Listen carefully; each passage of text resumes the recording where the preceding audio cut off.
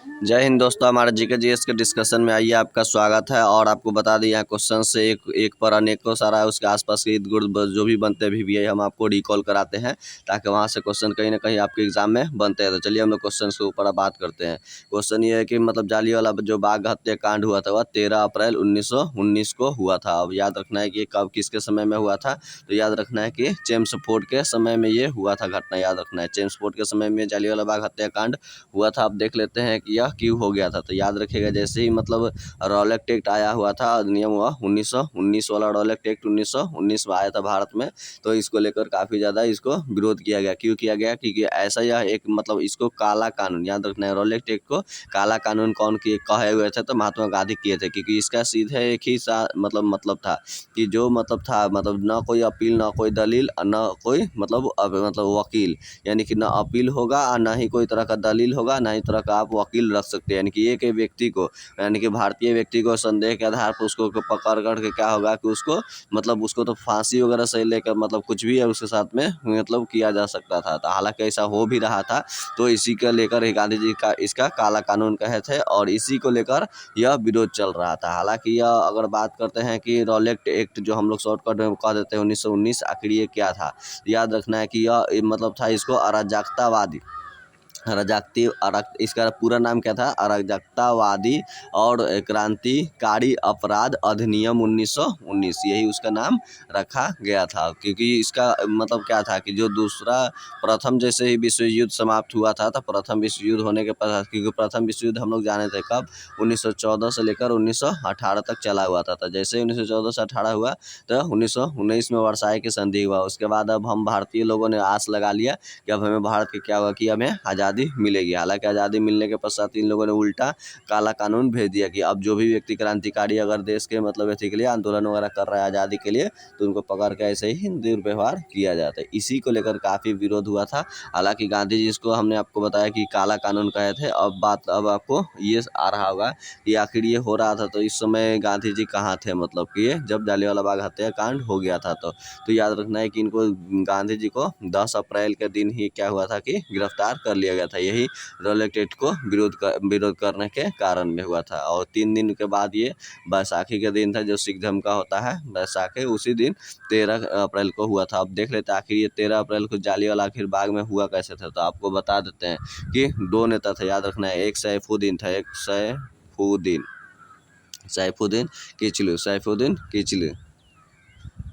सैफुद्दीन किचलू थे और दूसरा जो थे सतपाल मलिक थे। कौन थे? सतपाल मलिक यह बड़े नेता के रूप में उभरे हुए थे उस समय। तो यही 2 व्यक्तियों के सबसे पहले उसमें गिरफ्तारी हो जाती है, सैफुद्दीन किचलू और सतपाल मलिक। इन्हीं 2 व्यक्तियों को क्या हुआ, छुड़ाने को लेकर मतलब यहाँ पे बैसाख के दिन में जालियांवाला जो बाग था यानी कि पार्क था, उसी में बैठ कर के अपना लोग ये मीटिंग वगैरह ये सब चीज़ कर रहे थे। जबकि 1919 के मतलब अपराध अधिनियम के तहत क्या था कि 5 से अधिक व्यक्ति क्या हो सकता है कि एक जगह इकट्ठा होकर मतलब अपना इकट्ठा नहीं हो सकते हैं। जान जैसे कैसे 144 धारा लग जाता है, तो वैसा स्थिति ये था। मतलब ये वाला स्थिति था 1919 वाला में। तो इसके लेकर मतलब और याद रखना है कि यहाँ पर तो उसने ओ डायर, याद रखना है आपको, एक ओ डायर और एक जनरल आर डायर, ये 2 चीज़ आपको हम बताएंगे। वो मतलब क्या हो गया कि यह गोल हो गया। तो गोली का भी पीछे का भाग देखिएगा क्या होता है कि वह गोल ही होता है। तो पीछे का भाग मतलब ये वाला देखिएगा यहाँ पर, तो ये गोल होता है। तो इस तरह से ओ डायर याद रख रहे। तो ओ डायर लगभग उस समय जो था वो लगभग आज के समय में डीएम के जैसा पद होता है, तो वह समय था। और उसने ओ डायर ने क्या हुआ था कि गोली चलाने का आदेश दे दिया था। तो जैसे आदेश दिया क्योंकि उसने लिखित आदेश दिया, लिखित मतलब उसने मेज पर लिख करके लिखित आदेश दिया। और लिखित आदेश के पश्चात जो आर डायर था, और लगभग अभी के समान जैसे एसपी है तो उसी तरह से ये आर डायर था। तो इसने क्या हुआ था, आदेश का सिर्फ आर डायर ने पालन किया और पालन करने के पश्चात उसने मतलब गोलियां चला दिया। इसने आडायर ने गोली चला दी, जिसमें से हजारों लोगों की भारतीय व्यक्तियों की क्या हुआ कि मृत्यु हो गया। अब मृत्यु होने के पश्चात में याद रखेगा कि यहाँ पे क्या हुआ था कि बाकी सभी लोग मतलब देश दुखी हो गया इसके लेकर के। तो इसमें गांधी जी थे वो 3 पदक लौटा दिए थे। याद रखना, गांधी जी 3 पदक लौटा दिए थे जालियांवाला बाग हत्याकांड के लेकर। इन्होंने मतलब जो केस इनको मिलल था केसर हिंद के उपाधि, केसर हिंद, याद रखना है। केसर हिंद की पदक लौटा दिए और दूसरा जो था वो जुलू पदक, कौन सा था, जुलू पदक भी इनको मिला था, ये भी लौटा दिए। और बोहर पदक, बोहर, तो याद रखना ये बोहर पदक। इस तरह से इन्हें केसर हिंद की उपाधि, जुलू पदक और बोहर पदक, ये तीनों के तीनों यह उपाधि लौटा दिए। उसी तरह से रविन्द्रनाथ टैगोर थे, उनका तो सर या नाइटहुड का उपाधि, यानी कि उनको मतलब सर या नाइटहुड, यानी उसी का ही नाम दूसरा होता है, या सर कह लीजिए या नाइटहुड कह लीजिए। तो इस तरह से वो रविन्द्रनाथ टैगोर जो थे वह उपाधि लौटा दिए थे। जबकि तीसरे जो व्यक्ति थे तो मतलब जमनालाल बजाज, उन्होंने राय बहादुर का उपाधि, याद रखना है, जमनालाल बजाज राय बहादुर का उपाधि वह लौटा दिए थे। उसके पश्चात में अगर एक याद रखेगा, एक कार्यकारिणी परिषद यानी कि सभा में वो डायर के वह सभा में रहते थे, तो उसने शंकर नायर उनका नाम था, जी शंकर नायर थे। इन्होंने कार्यकारिणी सभा से, परिषद से क्या हुआ था, अपना इस्तीफा दे दिए थे। इसके कारण यह दुखी होकर, याद रखना है कि ये 13 अप्रैल उसी को हुआ था, वैशाख के दिन। और क्यों हुआ था, तो सैफताल मलिक और कुजलू को छुड़ाने को लेकर में, और मतलब और याद रखना है कि ये जो हुआ था तो इसमें हंटर कमीशन की एक मतलब स्थापना किया गया, हंटर आयोग की स्थापना हुआ। और हंटर आयोग की स्थापना हुआ तो उसको मदन मोहन मौलवी को अध्यक्ष बना दिया गया था। और अगर बात करते हैं यहाँ पर, याद रखना है कि ये जल्ली नामक एक व्यक्ति का क्या हुआ था, यह बाघ था। और एक भारतीय व्यक्ति था, मतलब वह हंस डायर था, उसी ने क्या हुआ था कि अंग्रेजों का सहयोग कर दिया था। तो आपको याद आ रहा होगा कि एक उधम सिंह, कौन सा था, उधम सिंह। तो उधम सिंह यह एक ऐसा व्यक्ति जिन्होंने मतलब कब 1940 में जाकर के ओ डायर को, किसको, ओ डायर के, क्योंकि जिसने लिखित आदेश दिया था तो उसी को ही तो लिखित आदेश, तो ओ डायर को लंदन में जाकर के क्या हुआ था, उनकी हत्या कर दिया था। यानी कि सोच लीजिए लगभग 21 वर्षों के बाद भी जाकर उसे मतलब बदला लिया गया था। तो ये था उस समय जालियांवाला बाग से आपको जुड़ा हुआ चीज, ये चीज़ें आपको याद रखना होगा। हालांकि 1919 का समय में भी हमने देखा आपको कि रॉलेट एक्ट यानी कि अपराध अधिनियम 1919 ही आया था। वर्साई की संधि भी 1919 ही हुआ था, जिसमें जर्मनी के साथ अपमानजनक हुआ था। और यही वर्साई की संधि में दूसरा विश्व युद्ध का बीच छिपा हुआ था। आज जबकि तुर्की के साथ जो हुआ था, तो याद रखना, हालांकि यह जो तुर्की के साथ जो हुआ था तो उसके साथ में सेब्र की संधि किया गया था। सेब्र की संधि के तहत तुर्की को पूरा बांट लिया गया था, जिसके कारण भारत के मुस्लिमों में आक्रोश था, क्योंकि भारत के उस समय मुस्लिम लोग उसको खलीफा के तौर पर मानते थे। तो सेब्र की संधि जैसे 1919 में हुआ, तो 1919 में ही भारत में क्या हुआ, खिलाफत आंदोलन भी शुरू हो गया था। खिलाफत आंदोलन में यानी शौकत अली और मोहम्मद अली दो व्यक्ति थे। हालांकि गांधी जी भी उनका नेतृत्व कर लिए फिरोज शाह कोटला मैदान में। हालांकि अब वो अरुण जेटली को मतलब मैदान हो गया है, आपको दिल्ली में देखने को मिलेगा। तो ये खिलाफत आंदोलन 1919 में हुआ। और गांधी जी इसी समय बोल दिए थे कि अब जो मतलब हिंदू मुस्लिम का जो अभी एकता का अभी चल रहा है आंदोलन, आने वाला 100 सालों तक ले ऐसा फिर एकता देखने को नहीं मिलेगा। ये उसी समय किए हुए थे। हालांकि 1920 में यही आंदोलन, बाद में क्या हुआ था कि गांधी जी अपना एक फुट शुरू किए हुए थे 1 अगस्त के दिन, 1 अगस्त को याद रखेगा 1920 को यह शुरू किए थे असहयोग आंदोलन, जो कि क्या हुआ, चाहे चौड़ी कौड़ी हत्याकांड, मतलब 5 फरवरी को 1922 को, याद रख रहा है कि कब, 1922 को चौरी चौरी हत्याकांड गोरखपुर में हो गया, यूपी में। और गांधी जी उस समय कहाँ पे, बारदोली में थे। तो उन्होंने 12 फरवरी के क्या हुआ था कि यह मतलब चौरी चौरी हत्या, यह असहयोग आंदोलन को स्थगित कर दिए।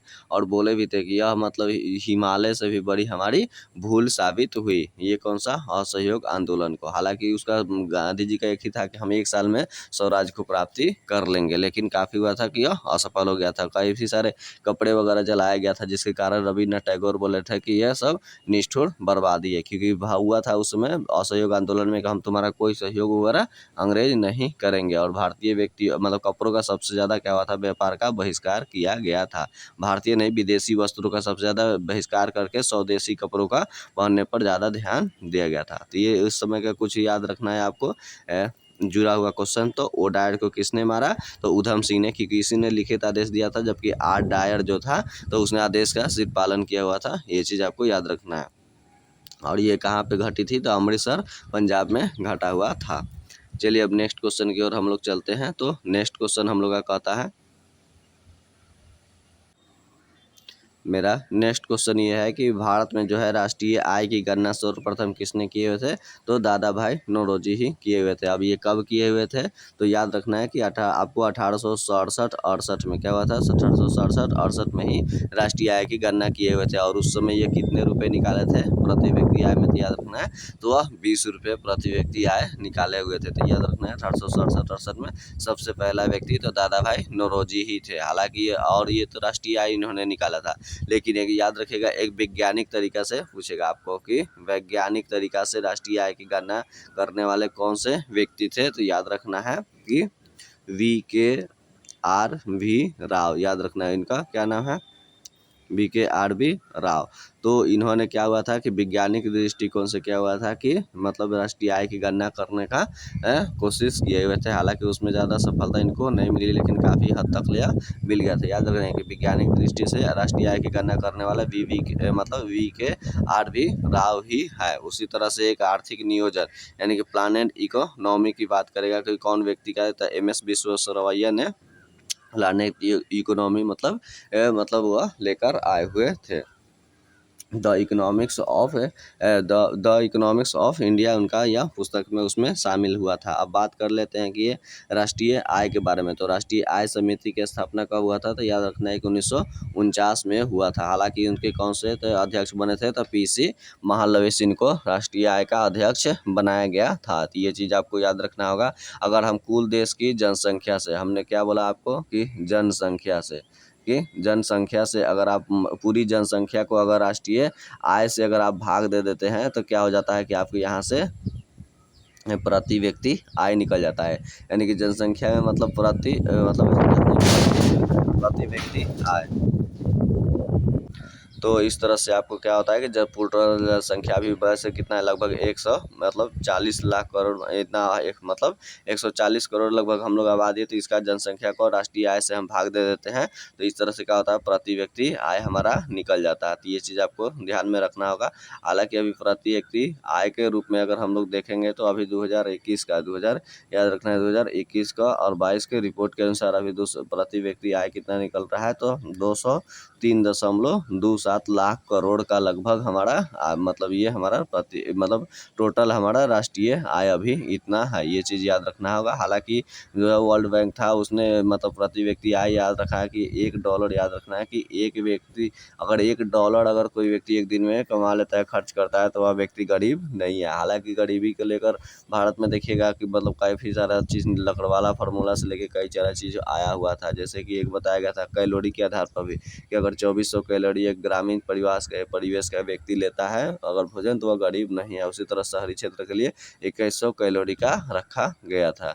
चलिए वापस आते हैं हम लोग राष्ट्रीय आय के ऊपर। तो राष्ट्रीय आय में याद रखेगा सबसे ज़्यादा योगदान किसका है, तो याद रखना है कि सबसे ज़्यादा योगदान जो है वह सेवा क्षेत्र का सबसे ज़्यादा योगदान आता है। जो कि जैसे ट्रेन, बस वगैरह, एरोप्लेन वगैरह, होटल वगैरह हो गया, रेलवे, ये सब क्या है, सेवा दे रहा है। तो इसलिए सेवा क्षेत्र सबसे बड़ा क्षेत्र ही है और साथ ही साथ ये सबसे ज़्यादा अब राष्ट्रीय भारत को मतलब आय के रूप में यह मतलब देता है। और दूसरा याद रखिएगा कि निर्माण, दूसरा जो में आता है याद रखना है कि निर्माण या फिर विनिर्माण, यानी कि यहाँ से निर्माण किया जाता है। विनिर्माण का अर्थ हो गया कि आपको पुनः दोबारा उस सामान को, बिगड़ा हुआ सामान को फिर से दोबारा बना देना, तो वह क्या हो गया कि विनिर्माण हो गया।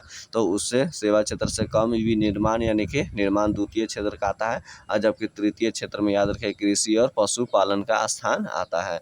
ये कृषि, पशुपालन और मछली पालन ये सब हो गया आपका मतलब ये प्राथमिक एथी वाला में, ये जो प्राथमिक क्षेत्र इनको जाना जाता है। तो याद रखना है। तो प्राथमिक क्षेत्र में जो इसको, हालांकि हमने आपको बताया सबसे ज़्यादा सेवा क्षेत्र का है, दूसरा नंबर में है निर्माण और विनिर्माण का, तीसरा वाला जो है आपको कृषि पशुपालन ये वाला चीज़ का आता है। हालांकि अब उसमें से याद रखेगा प्राथमिक सेक्टर में आपको यही आता है, कृषि पशुपालन और ये वगैरह क्षेत्र में, जबकि दूसरा में निर्माण विनिर्माण आता है, जबकि तीसरा नंबर में आपका सेवा क्षेत्र आता है। तो ये तीसरा नंबर का ही सबसे ज़्यादा योगदान है। इससे कम दूसरा वाला का, उससे कम 1 नंबर वाला का स्थान है। तो ये चीज़ आपको उससे कुछ यादें रखना होगा।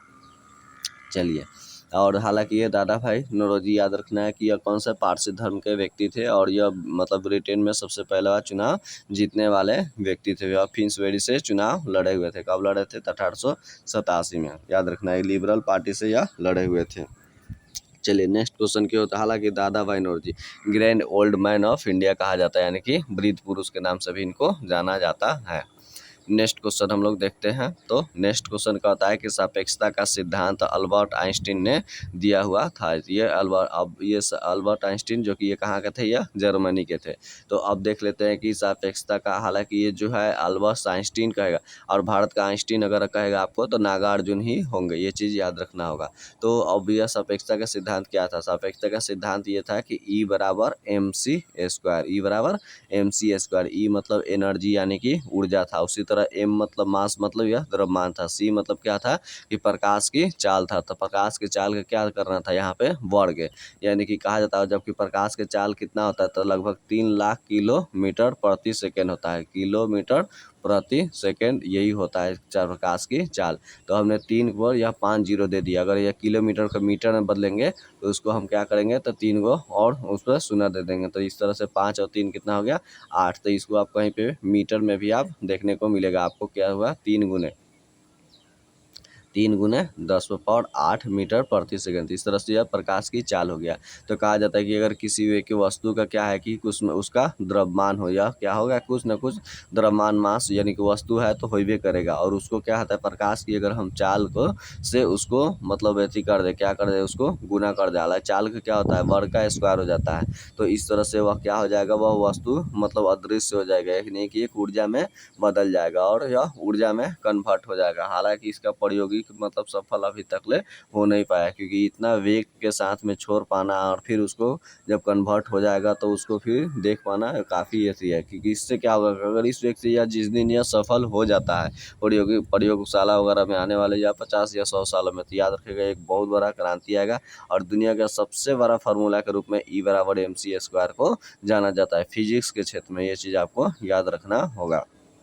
ये बराबर एम सी स्क्वायर सापेक्षता का सिद्धांत आइंस्टीन दिए थे। और तो इसी के अनुसार यानी कि अब कोई भी वस्तु उठाकर आप फेंक दीजिएगा, वह क्या होगा कि अदृश्य हो जाएगा, आपका आंखों के सामने भी नहीं और ऊर्जा में। हालांकि इसको बताया जाता है कि अगर ऐसा होता है तो वह व्यक्ति फिर कुछ समय के पश्चात में जब प्रकट होगा उसका ऊर्जा खत्म होगा, तो मतलब वह क्या होगा कि किसी या तो प्रेजेंट में चला जाएगा या तो फ्यूचर में चला जाएगा। तो इस तरह से कुछ यथी फिर सिद्धांत में बताया गया है। चलिए अब आगे, हालांकि अल्बर्ट आइंस्टीन के बारे में एक और सिद्धांत में हम लोग देख लेते थे। ई बराबर एम सी स्क्वायर, इनको क्या हुआ था, इसमें नोबेल पुरस्कार मिला ही नहीं। हालांकि सबसे मतलब फिजिक्स में सबसे बड़ा फार्मूला था, सबसे ज़्यादा यह मेहनत इस पर किए हुए थे। लेकिन याद रखना है कि इसके बाद में प्रकाश विद्युत प्रभाव याद रखना है कि कौन सा, प्रकाश विद्युत प्रभाव में इन्होंने बताया था, प्रकाश विद्युत प्रभाव यानी कि फोटो इलेक्ट्रिक सेल वाला में, तो इन्होंने बताया यानी कि फोटोन, क्या है फोटोन। तो इन्होंने बताया कि प्रकाश क्या है कि जो किरण आ रही है तो वह छोटा छोटा क्या है कि ऊर्जा के पैकेट के रूप में आ रही है, यानी कि बंडल के रूप में आती है। इनको क्या कहा, इन्होंने कहा था मतलब इनको फोटोन कहा। और इस तरह से फोटोन के रूप में पैकेट के रूप में आ रहा है, तो मतलब ऊर्जा, और यह पैकेट क्या है, एक ऊर्जा का बंडल है। और इसी को लेकर ही आप अभी प्रयोग देख रहे होंगे, साधारण सा प्रयोग जो सौर सेल जो होता है वही स्थिति है। क्योंकि प्रकाश जब आता है तो उससे क्या होता है कि वह ऊर्जा उससे मतलब सिलिकॉन वगैरह से उससे टकरा कर उसमें क्या होता है कि इलेक्ट्रॉनों का प्रवाह होता है, प्रवाह होने के पश्चात उसमें विद्युत ऊर्जा हम लोग को देखने को मिलता है। तो ये सबसे आसान सा वहाँ पे है, सोलर सेल इसी पर बना हुआ, प्रकाश विद्युत प्रभाव पर ही। और इसी चीज़ को लेकर इन्होंने दिया हुआ था प्रकाश का सिद्धांत वाला में। तो इसके लेकर ही इनको याद रखना है कि नोबेल पुरस्कार अल्बर्ट आइंस्टीन को मिला हुआ था। तो इन्होंने अब इनको नोबेल पुरस्कार कब मिला था तो 1921 में, याद रखना होगा 1921 में इनको नोबेल पुरस्कार इसी चीज़ को लेकर प्रकाश विद्युत प्रभाव के लिए मिला, जबकि सापेक्षता का सिद्धांत को लेकर इनको नहीं मिला था। तो इस तरह से चलिए अब हम लोग नेक्स्ट क्वेश्चन और हाँ एक चीज़ आप जो हमने बताया प्रकाश का ये फोटोन का सिद्धांत है, इन्होंने सिद्ध कर दिया। उसी तरह से प्रकाश एक क्या है, ये कण के साथ साथ क्या है, एक तरह का तरंग भी है। तो इस तरंग और कण दोनों यह प्रकृति दोहरी प्रकृति का देखने को आपको इसमें मिलेगा। तो ये जबकि प्रकाश का तरंग सिद्धांत हाइगेंस ने दिया हुआ था, किसने दिया हुआ था तो हाइगेंस ने प्रकाश का तरंग सिद्धांत दिया हुआ था। जबकि ये कण का सिद्धांत में देखा जाए फोटोन का सिद्धांत तो इसका था। जबकि एक कण का सिद्धांत भी मिलता है तो और न्यूटन का है, जबकि इन्होंने फोटोन का सिद्धांत दे दिए थे अल्बर्ट आइंस्टीन ने। इसके लेकर ही इनको नोबेल पुरस्कार मिला। चलिए अब हम लोग नेक्स्ट क्वेश्चन की ओर आगे बढ़ते हैं फिर। तो भारत का पहला संचार उपग्रह कौन सा था, तो एप्पल था। ये चीज़ आपको याद रखना होगा। उसी तरह जापान का मुद्रा कौन सी है, तो एन है। तो याद रखना, जापान की मुद्रा एन हो गया। जापान की राजधानी क्या है, कौन सा है, तो टोक्यो है। और जापान को क्या कहा जाता है, तो मतलब उगता हुआ सूरज का देश कहा जाता है, जबकि डूबता हुआ सूरज का देश को किसको, मतलब यूके को, ब्रिटेन को कहा जाता है। तो डूबता हुआ ब्रिटेन, और जब तक उगता हुआ सूरज का देश अगर बात करेंगे तो जापान को ही कहा जाता है। अब बात कर लेते हैं यहाँ पे कुछ और चीज़ें इससे जुड़े हुए जापान से। तो जापान का हमने अभी आपको बोला क्या राजधानी, कि टोक्यो। तो टोक्यो जो है कि कौन सा द्वीप पे बसा हुआ है, तो याद रखना होगा कि आपको होन्शु द्वीप पर बसा हुआ है। कौन सा, तो होन्शु द्वीप पर जापान की राजधानी टोक्यो बसा हुआ है। जबकि यह सबसे बड़ा द्वीप यही है हमारा टोक्यो, मतलब होन्शु द्वीप ही है, जबकि जापान में देखा जाए तो।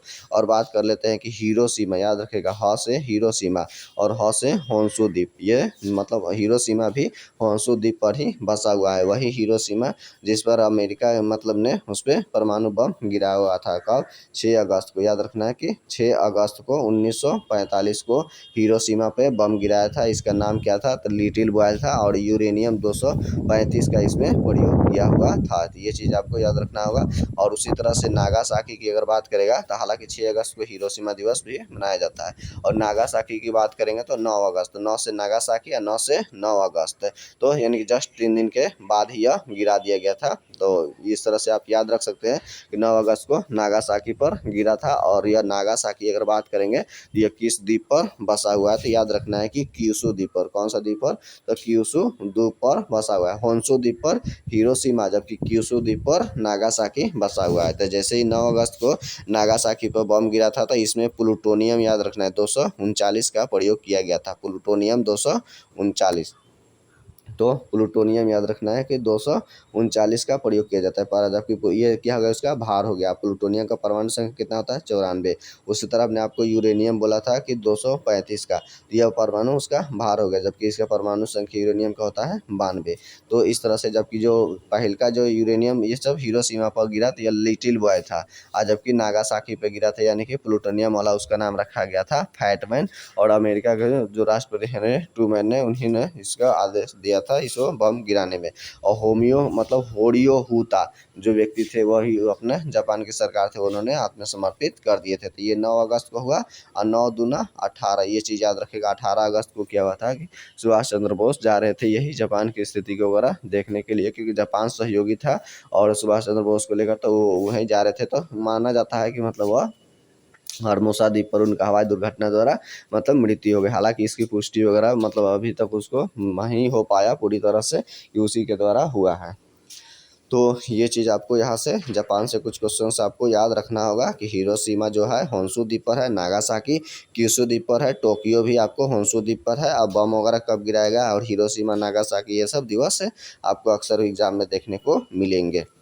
तो चलिए नेक्स्ट क्वेश्चन की ओर हम लोग आप फिर बढ़ते हैं। तो नेक्स्ट क्वेश्चन करता है कि बार की मुख्यालय कहाँ पर स्थित है, तो ये कहाँ पे है, मुंबई में, यानी कि भाभा एटमिक रिसर्च सेंटर। याद रखिएगा, भाभा परमाणु अनुसंधान केंद्र ये है अपना मुंबई में स्थित है। हालांकि यह पहले मतलब थी परमाणु ऊर्जा आयोग इसका नाम था हालांकि, और ये इसके बाद में इसका क्या होता है, इंदिरा गांधी ने इसका 1967 में क्या की हुई थी, इसको भाभा नाम रख दी थी। भाभा मतलब research, Bhabha atomic research centre नाम रख दी थी। और इसे याद रखना है कि कब हुआ था, 1954 में इसकी स्थापना हुआ था। और इस तरह से याद रखना है कि ये क्या होता है, ये सब नाभिकीय रिएक्टर होता है, उसमें नियंत्रित अभिक्रिया होती है। नियंत्रित का मतलब 3, उसमें से जब यूरेनियम विखंडित होता है तो 3 न्यूट्रॉन उत्पन्न होते हैं, तो इसमें से 2 को अवशोषित कैडमियम और बोरॉन की क्षय कर लेता है, एक ही फिर आगे प्रहार हो पाता है। इसके कारण ही तो इसमें नियंत्रण अभिक्रिया होती है, और उसी से क्या होता है, ऊर्जा मिलता है।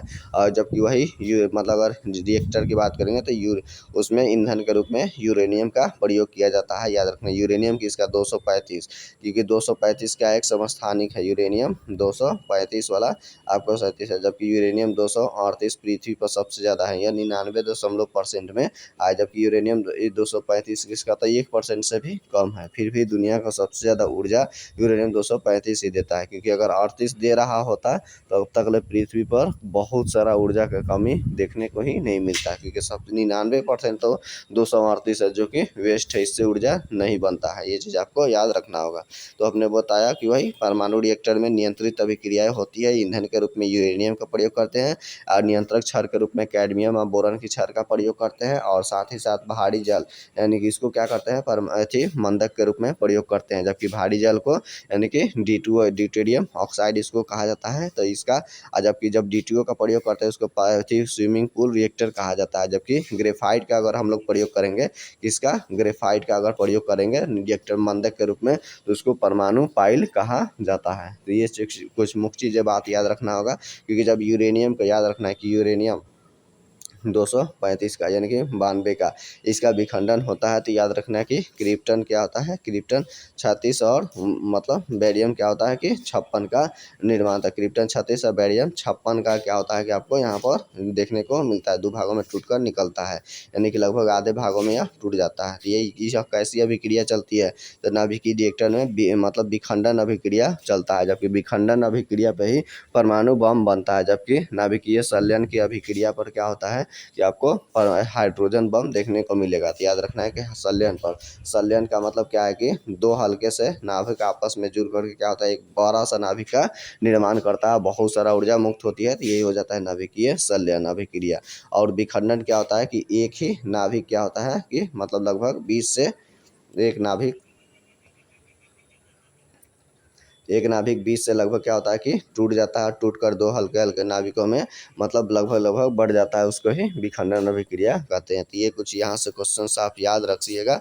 चलिए अब नेक्स्ट क्वेश्चन की ओर ऊपर बात करते हैं। तो नेक्स्ट क्वेश्चन कह रहा है कि टेक्सोनॉमी के जनक किन्हें कहा जाता है, तो कार्ल लिनियस को। टेक्सोनॉमी मतलब क्या होता है कि वर्गीकरण, तो आधुनिक वर्गीकरण का पिता के रूप में कार्ल लिनियस को ही जाना जाता है, याद रखना है। और ये किस चीज़ का, तो बायोलॉजी का एथी में क्षेत्र में वर्गीकरण किए हुए थे, और द्विनाम पद्धति का मतलब यह द्विनाम मतलब द्विजगत का दिए हुए थे, यानी कि एक प्लांट किंगडम और एक एनिमल किंगडम से, यानी कि एक पादप जगत और एक जंतु जगत का यह दिए हुए थे कार्ल लिनियस ने। और इनके ही याद रखना, जबकि इसका पुस्तक था सिस्टेना नेचर, उसी में यह दिए हुए थे। और हाँ, इसी वजह से यह 2 भाग में बांटने की वजह से आधुनिक वर्गीकरण का क्या हुआ कि स्थापना देखने को मिला।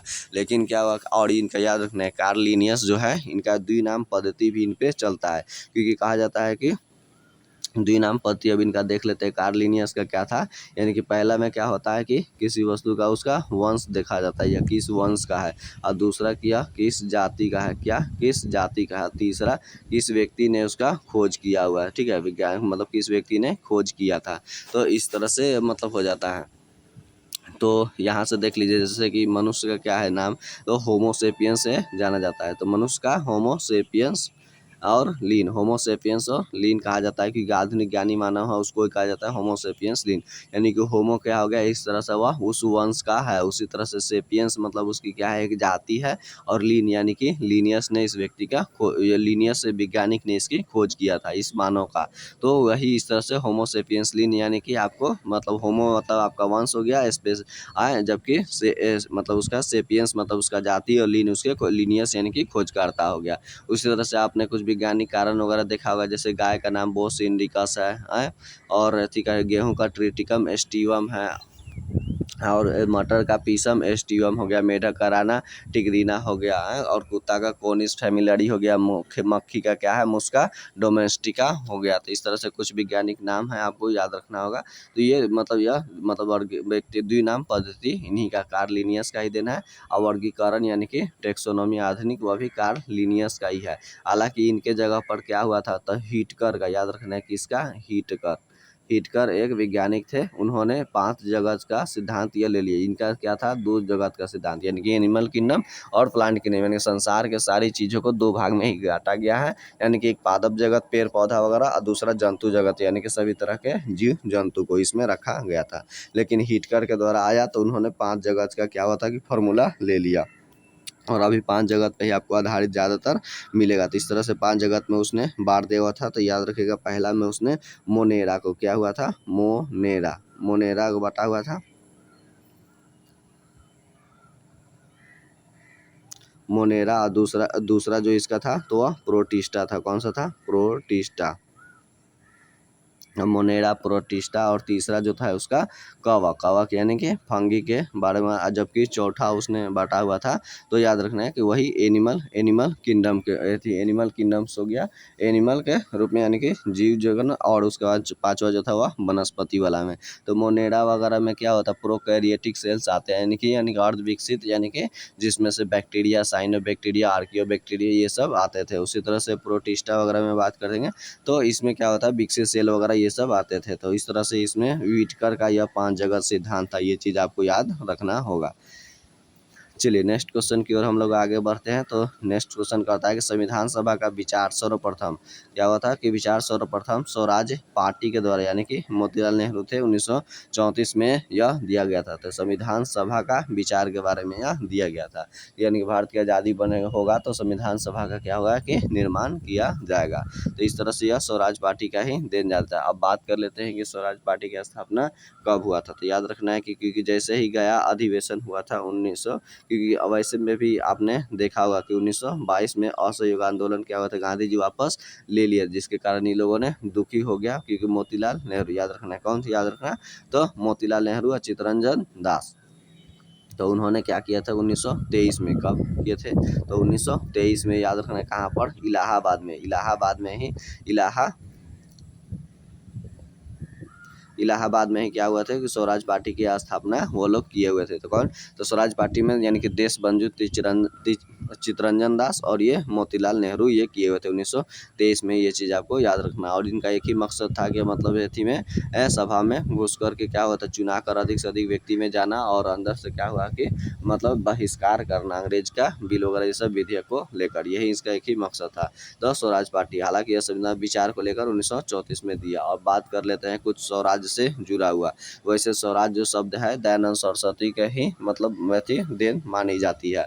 और जबकि आपने देखा होगा कि 1906 का पहली बार मतलब थी याद रखना है कि 1906 हुआ था उसमें स्वराज मतलब उसमें जो रखा गया था स्वराज शब्द का प्रयोग सबसे पहली बार 1906 के कलकत्ता अधिवेशन में जो दादा भाई नौरोजी थे उस समय किया गया था। जबकि पूर्ण स्वराज की बात करेगा मतलब पूर्ण स्वराज की अगर बात करेगा तो आपको याद आ रहा होगा कि 1929 के लाहौर अधिवेशन में पंजवालाल नेहरू ये 31 दिसंबर 1929 रावी नदी के तट पे हुआ था। तो ये पूर्ण स्वराज से यहाँ से आपको मिलेगा। यानी कि स्वराज शब्द दादा भाई नौरोजी, जबकि स्वराज शब्द का प्रयोग मतलब दयानंद सरस्वती। जबकि सबसे पहली बार स्वराज शब्द आपको देखने में पास होता है विधेयक तो 1906 के कलकत्ता अधिवेशन में। जबकि पूर्ण स्वराज 1929 में। आपको इस तरह से आपको यहाँ पे याद रखना होगा।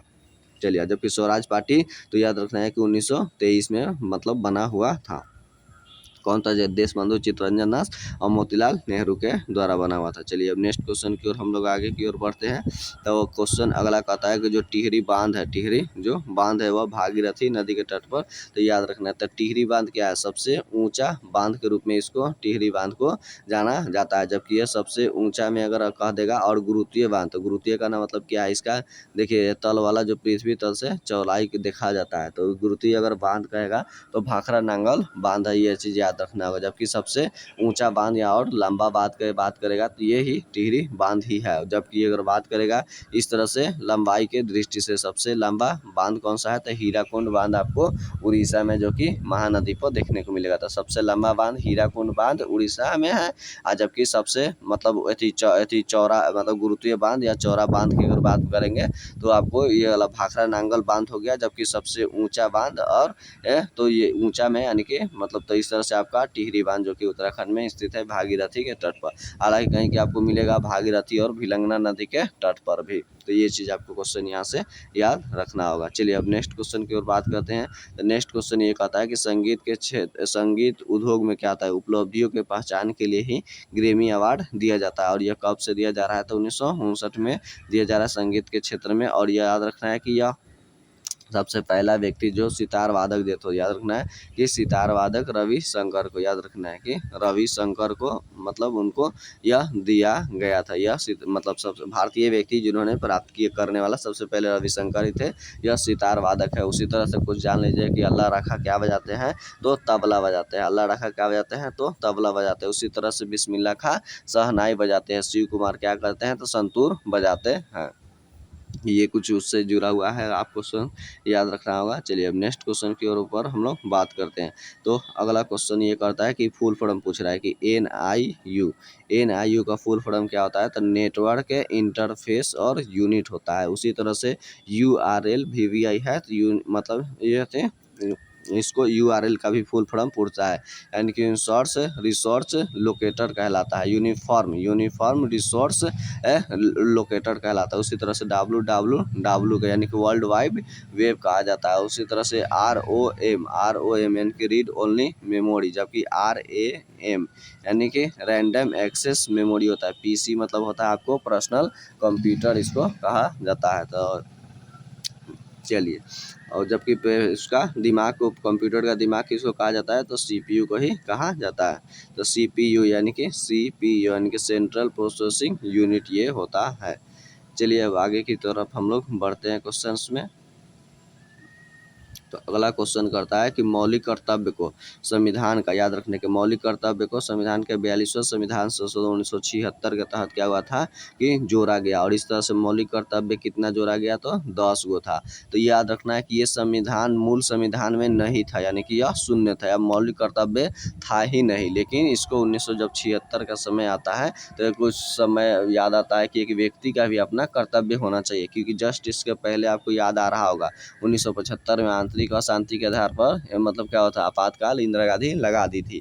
उसी को लेकर इसमें हुआ गया कि नहीं, एक व्यक्ति का भी अपना कुछ कर्तव्य वगैरह उसको जानकारी होना चाहिए, उसे दिया जाना चाहिए। तो इसको ही लेकर यह 76 में यह बना था 42वें संविधान संशोधन के तहत में। तो 10 गो रखा गया था। हालांकि इस कौन सी कमेटी पर मतलब यह बना हुआ था, तो स्वर्ण सिंह समिति पर। याद रखना कि इनके स्वर्ण सिंह समिति पे यह क्या हुआ था, यह मौलिक मतलब कर्तव्य या मूल कर्तव्य को जोड़ा गया था। याद रखना, हालांकि यह इनके अनुशंसा कितना था, मूल कर्तव्य 8 ही जोड़ने को था, लेकिन इसमें क्या हुआ था कि 10 गो जोड़ दिया गया। और अभी वर्तमान में अगर बात करेंगे तो कितने हो चुका है, तो याद रखना है कि 10 + 1 अभी कितना, टोटल 11 मूल कर्तव्य आपको देखने को मिलेगा। और 11 जो है, यह 11वां नंबर है, तो वह किसके लिए व्यवस्था किया गया, यानी कि 6 से 14 वर्ष के बच्चा को निःशुल्क शिक्षा व्यवस्था के बारे में रखा गया है। और अगर बात करते हैं और यह कब जोड़ा गया, तो 86वां संविधान संशोधन, याद रखने का 86वां संविधान संशोधन यह 2003 में इसको जोड़ दिया गया। और इस तरह से 6 से 14 वर्ष के बच्चों को निःशुल्क शिक्षा व्यवस्था, और साथ ही साथ बताया कि ये गार्जियन का भी कर्तव्य बनता है, उसके अपने पेरेंट्स का अपने बच्चों को पढ़ाई लिखाए, तो ये कर्तव्य है। और साथ साथ कर्तव्य के साथ साथ इसको मूल अधिकार में भी रख दिया गया। अनुच्छेद की अगर बात करेंगे तो 21 के क में, याद रखेगा 21 के क में इसको रख दिया गया, निःशुल्क बच्चों का 6 से 14 वर्ष का निःशुल्क शिक्षा व्यवस्था। याद रखने का अनुच्छेद में मतलब कितना, 21 के क में भी देखने को मिलेगा। मौलिक अधिकार के साथ साथ मूल कर्तव्य भी में भी यह शामिल है। और अब बात करते हैं कि यह मूल कर्तव्य है, तो यह भाग कितना में रखा गया, तो क्योंकि हम भाग 4 जानते हैं कि राज्य का नीति सिद्धांत है 36 से 51 वाला, तो ये जबकि मूल कर्तव्य है, तो इसको 4 के कहाँ पे रखा गया, तो क में, याद रखिएगा 4 के क में मूल कर्तव्य को रख दिया गया। और अनुच्छेद की बात करेंगे तो 51 के क में आपको यह देखने को मिलेगा मूल कर्तव्य का। हालांकि यह मूल कर्तव्य यानी कि एक व्यक्ति पालन नहीं करता है तो इसके लिए नहीं है कि मतलब जेल वगैरह ये सब चीज़ वगैरह, लेकिन उस व्यक्ति के ऊपर यह मतलब ज़्यादातर यही कहा गया। कुछ चीज़ें हैं जहाँ पर नहीं पालन करने पर क्या होता है, जैसे कि धरोहर का अपमान करने पर आपको सजा हो जाएगी, ठीक है। राष्ट्रीय मतलब सरकारी संपत्ति वगैरह का आप क्षति नुकसान करते हैं, उससे आपको हो जाएगा। तो ये कुछ चीज़ें उसमें आपको याद रखें, 11 आपको कर्तव्य के वो पढ़ लेते हैं तो आपको अच्छा खासा कुछ ज्ञान हो जाएगा, कुछ ऑब्जेक्टिव में आपको सॉल्व कर सकते हैं। तो इस तरह से ये चीज़ आपको याद रखना होगा। स्वर्ण सिंह समिति पे आया हुआ था। और यह कब आया, तो 76 में आया। उस समय का एगो था, 10 गो था, अब का एगो हो गया, एगो जोड़ के तो 11 गो हो गया है। आपको ये चीज़ याद रखना होगा। जबकि आपको 6 से हमने बोला क्या, 14 वर्ष के बच्चा के लिए, यानी कि 0 से 6 जो आंगनबाड़ी होता है, यानी तो ये आंगनबाड़ी के लिए याद रखेगा। और राज्य का निःशुल्क सिद्धांत के अनुसार यह 45 अनुच्छेद में आपको देखने को मिलेगा। 45 अनुच्छेद में भी बच्चों का निःशुल्क शिक्षा व्यवस्था है, लेकिन वह राज्य का निःशुल्क सिद्धांत के तहत है, यानी कि राज्य सरकार ही अपना व्यवस्था देख रहे हैं कि आंगनबाड़ी वगैरह ये सब चल रहा है उसी एथी की वजह से राज्य का। जबकि अब बात करते हैं कि मूल कर्तव्य कहाँ से लिया गया है, तो याद रखना है कि रूस से लिया गया है। जबकि डीपीएसपी यानी कि राज्य का निःशुल्क सिद्धांत कहाँ से लिया गया है, तो आयरलैंड से लिया गया है। जबकि मौलिक अधिकार यानी कि भाग 3 में है 12 से 35 तक ले, वह कहाँ से लिया गया है, यानी कि 12 से 35 मौलिक अधिकार आता है भाग 3 में, तो यह अमेरिका से लिया गया। जबकि मौलिक अधिकार का निलंबन निलंबन यानी कि सस्पेंड कौन करते हैं, तो हमारे राष्ट्रपति ही करते हैं। ठीक है, राष्ट्रपति करते हैं। और राष्ट्रपति, और जबकि ये मौलिक अधिकार के जब निलंबन करते हैं तो ये किस देश से लिया गया है निलंबन, यानी कि यह आपको फ्रांस से देखने को मिलेगा कि वहाँ से निलंबन लिया गया। उसी तरह से भाग 2 में नागरिकता है। नागरिकता कितना से लेकर, तो 5 से लेकर 11 तक ले दिया गया है। और ये कहाँ से है, तो ब्रिटेन से लिया गया, यानी कि एकल नागरिकता का बात है। उसी तरह संविधान संशोधन दक्षिण अफ्रीका से लिया गया है। और राज्यसभा का सदस्य भी आपको कहाँ से लिया गया, दक्षिण अफ्रीका से ही देखने को मिलेगा। लेकिन राज्यसभा में जो 12 जो राष्ट्रपति मनोनीत करते हैं, कला, विज्ञान, साहित्य वाला ये सब, तो याद रखना है कि ये कहाँ से आपको लिया गया है, तो यह आयरलैंड के संविधान से इसको लिया गया है। चलिए अब अगला क्वेश्चन की ओर हम लोग बढ़ते हैं। तो अगला क्वेश्चन ये कहता है कि जो है मोपला विद्रोह हुआ था 1921 के केरल में हुआ था, याद रखना है। और यह मोपला जो विद्रोह हुआ था, याद रखें, इसको मालाबार विद्रोह के रूप में भी जाना जाता है। मालाबार, क्योंकि केरल के तट को मालाबार तट कहते हैं, क्योंकि केरल के मलयालम भाषा में याद रखना है कि मोपला का अर्थ होता है, क्या होता है कि दामाद होता है। यानी कि लगभग 17वीं शताब्दी में कुछ मुस्लिम व्यक्तियों के द्वारा क्या होता है, यहाँ पर क्या होता है कि मतलब व्यापार करने की नियत से आए थे और यहाँ पर यह बस गए थे, शादी ब्याह इन्होंने कर लिया था। तो यह ज़्यादातर यह सब दामाद से ही भरा था, इसीलिए उसको मतलब मलयालम भाषा में मोपला ही कहा जाता था। हालांकि यह पहला जो मोपला विद्रोह होने का एक ही रीज़न था कि अंग्रेजों का मतलब क्या होता कि विरोध था, लेकिन अंग्रेजों ने इसका क्या हुआ था कि कन्वर्ट करके इसको मतलब यह हिंसात्मक बना दिया, नहीं हिंदू मुस्लिम का यह मतलब ऐसी आधार इसमें रख दिया था, जिसके कारण काफ़ी ज़्यादा इसमें क्या हुआ था, आपको दंगा फसाद देखने को मिला था। तो ये देखना है कि मोपला विद्रोह 1921 के केरल में हुआ था। और ये मोपला का अर्थ मलयालम भाषा में दामाद होता है। और यहाँ पे तट पे यह लड़ा गया था। अगला क्वेश्चन है कि सेब में बैक्टीरिया से होने वाला रोग को फायर ब्लाइट कहा जाता है, जबकि सेब में मैलिक एसिड पाया जाता है। कि सेब उत्पादन अगर बात करेंगे तो जम्मू कश्मीर आगे है, तो ये चीज़ आपको, जबकि सेब में आयरन की मात्रा अच्छा खासा आपको देखने को मिलेगा। इसी तरह से हमारा डिस्कशन वीडियो देखने के लिए हमारे चैनल्स पे बने रहे, सब्सक्राइब कीजिए और मतलब और लाइक कीजिए, और अधिक से अधिक इसमें, क्योंकि आपको डिस्कशन आपको कहीं ना कहीं पेपर में आपको उसके इर्द गिर्द बनते हैं, आपको काफ़ी ज़्यादा लाभकारी होगा। तो चलते हैं फिर नेक्स्ट वीडियो में हम लोग मिलते हैं। जय हिंद।